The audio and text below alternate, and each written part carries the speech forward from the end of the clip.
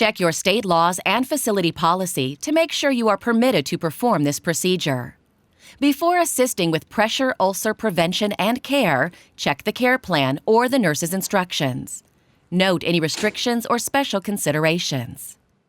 Before you begin, practice hand hygiene, identify the patient, and make sure that privacy has been provided. Follow all additional instructions in the preparation section of this program. Hello, my name is Chanel and I'll be your nurse assistant. May I have your name and date of birth, please? Bill Rotter, 12/29/51. To assist with pressure ulcer prevention and care, first collect the protective devices and other equipment you'll need. Then focus on moving and positioning the person, following the person's repositioning schedule. Generally, for a bedfast person, reposition him at least every 1 to 2 hours. For a chair-fast person, perform repositioning every hour. For any person, reposition as often as directed by the care plan. Also, position the person according to the care plan. The 30-degree lateral position usually is recommended and shown here. Don't position the person on a pressure ulcer, on a reddened area, or on tubes or other medical devices.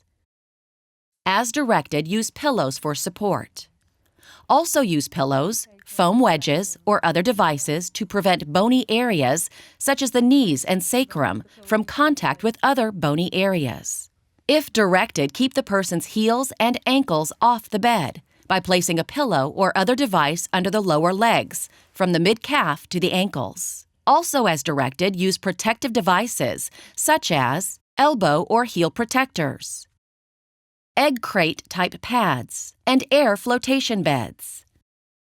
Follow these guidelines when moving and positioning a person.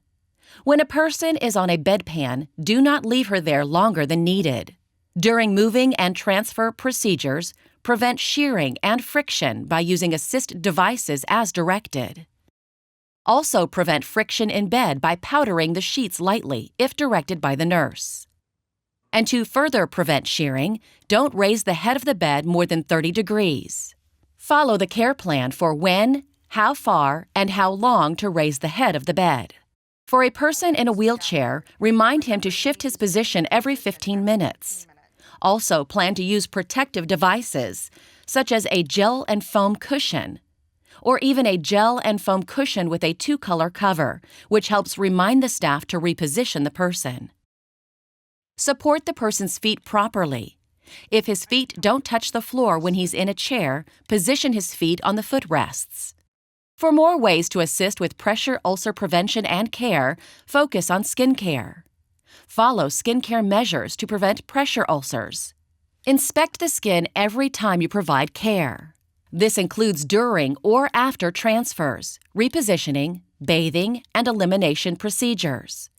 Report any concerns at once. Follow measures to prevent incontinence. Check persons often who are incontinent of urine and feces, perspire heavily, or have wound drainage. For example, follow the person's bathing schedule. Remember that some people don't need a bath every day. Don't use hot water to bathe or clean the skin because hot water can irritate it. Always use a bath thermometer to check the water temperature. Follow the person's care plan for the correct water temperature. Use an alternate cleansing agent as directed because soap can dry and irritate the skin. Whenever you provide care, inspect the skin and report any concerns at once. After bathing, make sure the skin is clean and dry. And don't irritate the skin. Avoid scrubbing it when bathing the person or rubbing it vigorously when drying him.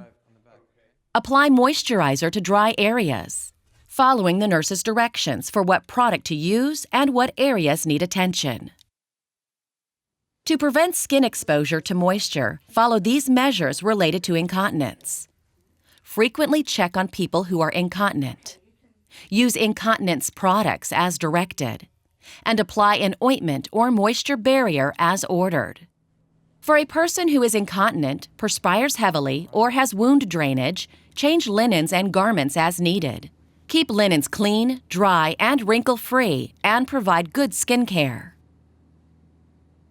Make sure that the person's socks and shoes are in good repair and that there is nothing in the shoes before he puts them on.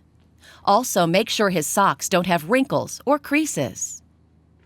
After repositioning the person, you can give a back massage if allowed by the care plan. But don't massage bony or reddened areas. And don't apply heat or cold directly on a pressure ulcer. After assisting with pressure ulcer prevention and care, perform post-procedure care. For example, record and report your observations, such as reddened areas, skin color changes, blisters, or skin or tissue loss. For detailed information, see the section on follow-up care, reporting, and recording in this program.